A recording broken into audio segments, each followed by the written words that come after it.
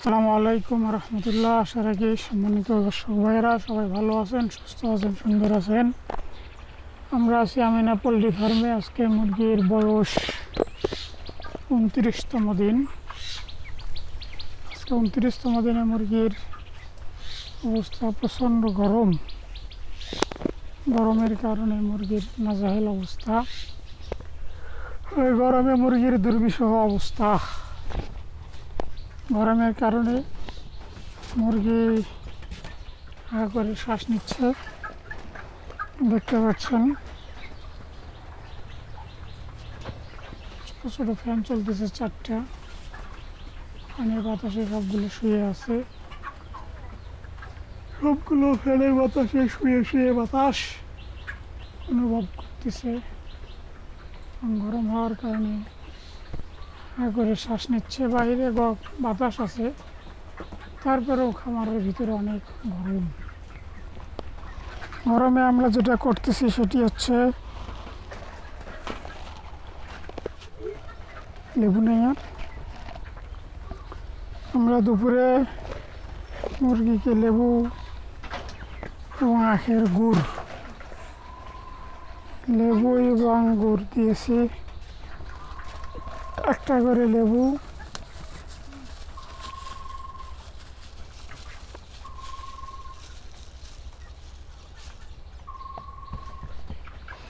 লেবুর রস এবং আখের গুড়, দেখতে পাচ্ছেন এই যে গুড়। এই গুড় এবং লেবুর রস দিয়ে পানি দেওয়া হয়েছে গরমের কারণে। লেবুর আখের গুড়, এই গুড় দিয়েছি এবং লেবুর রস দিয়ে পানি দিয়েছি। গরমের মধ্যে অলরেডি এদিকে 3বার পানি দেওয়া হয়ে গিয়েছে। মুরগি শুধু পানি খাচ্ছে গরমের কারণে। অতিরিক্ত গরম থেকে মূলত লেবুর রস এবং গুড় দেওয়া হয়েছে। অতিরিক্ত গরম হওয়ার কারণে হিট স্ট্রোকের সম্ভাবনা থাকে। হিট স্ট্রোক হলে মুরগি বাঁচানো অনেক কষ্টকর হয়ে যায়, দুঃসাধ্যকর হয়ে যায়।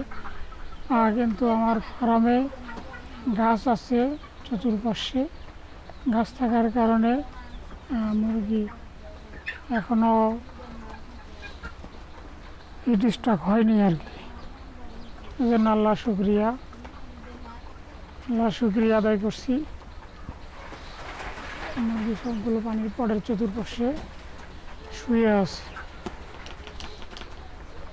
অতিরিক্ত গরম হলে মুরগির ওজন কমে যায়, কারণ মুরগির